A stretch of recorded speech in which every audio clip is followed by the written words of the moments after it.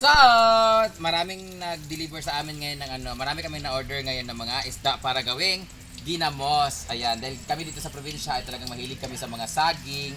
So, kailangan natin ng ginamos na marami. At maganda 'tong isda na to kasi medyo malalaki siya. Igagamos namin to para pag naggisa kami, napakasarap nito para sa ginamos. So, marami-rami to siya guys. Binili namin to. And then, ilalagay namin siya dito. Tapos aasinan namin siya ng bonggat. Ilalagay namin sa mga container. So, let's make Ginamos DIY by Yaya Francis. Huh? DIY, do it yourself. Dili kay komite. Komite ra permente.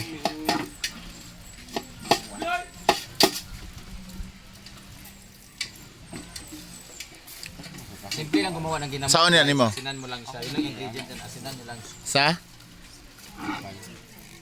Kailangan lang talaga malinis yung container natin at hindi mapasukan ng hangin. Wala, Brett?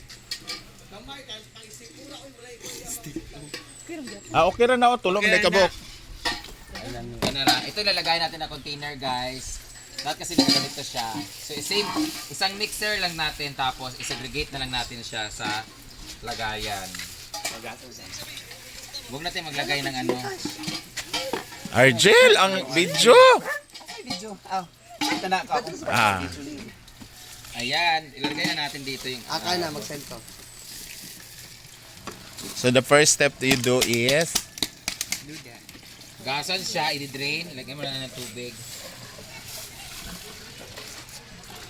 Tapos i-drain yan lagyan ng asin. That's yan.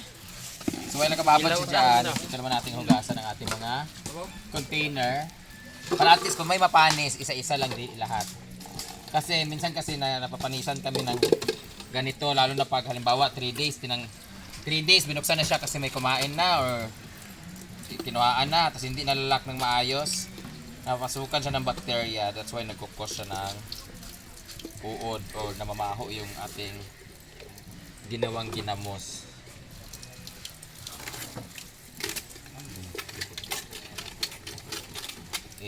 Ano na natin siya, patayuin lang natin siya. Yung mga stick ko patay. Masarap naman siya guys pag may bawang, kaso yung bawang yung medyo nagko-contradict sa baho kasi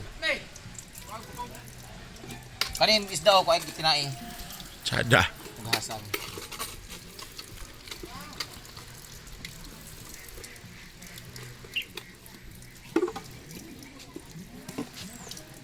Wala mo buksan. Ito naman tayo. Bahor ba ng kuan? Sulapa earth. Magpalapa. Kaya may init ang tubig. Tapos lagyan natin siya na plastic sa baba niya para masil talaga siya. After 3 days, pwede na siya. Tapos, first day, second day, third day, sige, alog-alog mo siya. Nung last time na gumawa kami, nahulog ng iring. Pinabayaan kasi ni Courtney. Mangginamusay di kasi. Ha? Huwag mo lagyan ng bawang singha kay contradict yung baho. Mabango ang bawang pag unang araw. Pero pag nagtagal na siya. Lain malait. Bitsin? Ay, so bitsin. Baka ito ako. Yeah, kaya buti na bitsin. Wala lang. Balik sarap na ba? So now, let's wash the... That's the old kuan, di ba? Tradition. Inasinan. Oo. To prolong the fish. Preserve. Prolong the life. Dancing magbuka. Hala. Bayot na yung paddle. Hala. May ginamos naman ko. Bayot na lang daw. Nagamos na nalagit ko. Nagamot na daw siya. Ayaw ko na lang. Wala man. Nahumot na mangyanin. Naunsa na ka? Hala.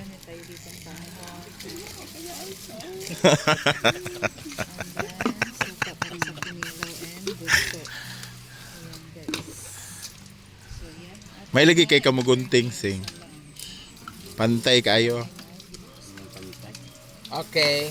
Asa ito kuan? The strainer. Strainer? Iabo na natin siya. Stranger. Ibubuhos na po siya with tunang sa lambot. Buhay pa malagi. Tapon na natin. Malangsi. Tapos, after this one, papatuloyin na natin siya.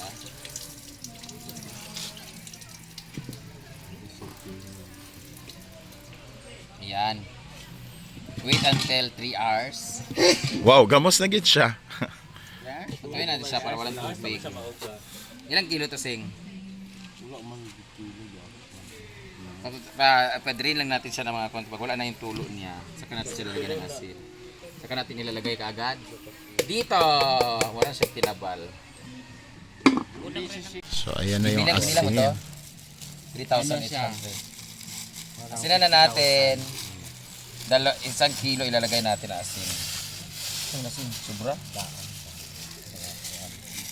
Gamos! Ang tawag dito, gamos. Na, duwa lang ka. Unsay kuan English sa gamos? Fishy fish. Salty Kinilaw. fish. Salted fish daw. Vegetables. Fish. Ha? Anchovies. Ah, Anchovies kadaghan man. Sheena man na. Anchovies. Shubi man to. So ito na. Nag-joke si kuan uy. Tawa ba? Brian. Tawa ba? Ayan ang ating. Dagdagan mo pa sin. Wa na gyud. Wala. Looy, nailooy kagabi eh. Yurot na. Ayan dito pitas. Abi ko magpalit siyang balot gabi kay nagpakuan mo siya. Ayan ang ating ginamos. Istoryahan diha Ginoo ko.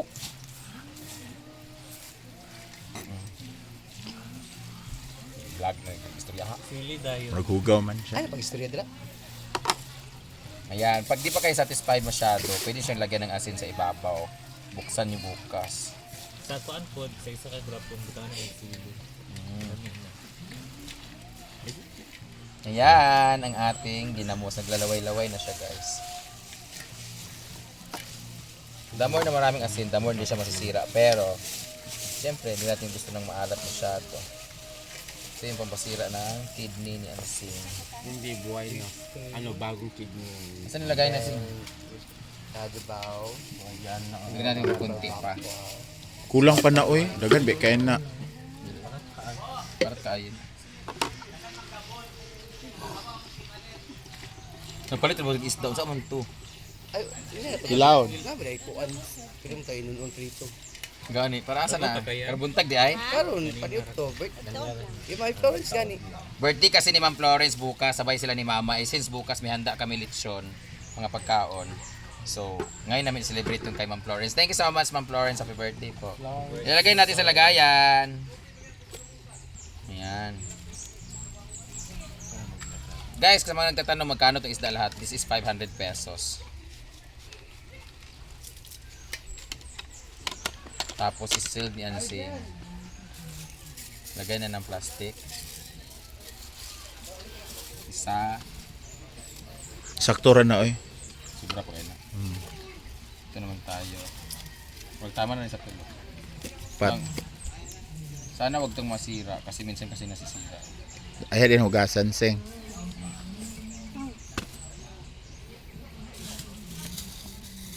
Yan.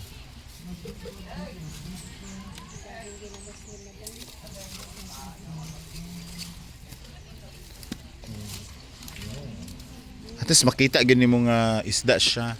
Dili siya talo to. Yung iba kasi may ano eh. Atong gagmay kayo, Gwen. Matingala na lang ka ba kay nay may laig porma. May ano ba ang tawag nito? Butiki. Murag Sakto lang Out talaga na siya. kay mong ginamos. Hindi mo di ka? So, ayun. Available na po yung Ang maganda dito sa isda na to kasi Kalamian mamumuya mo talaga siya. Yung kalamian gagmay ka madugmok maggon. Ang kalamian Wala kasi yung kuan. may muna siya kanang murag Isa ra nimo kauyog to kay makuha na dayo. final walk. So, nakaila nakaapat. Paborito ba ni Yaya? Siya makaurutan. Mo gani. Hulti kaya niya ako. Yabi na butang itlog. Ay, ang lami magdani naglutuon ka dili siya malata. Ikaw rin naglanlan atong isa ka gapon yun. Kami manggutok kaya ako ibutang ng big sin. Yan. Yan yung maging itsura niya pag nagamos na siya, guys. Nawala na yung dugo niya, magiging grayish.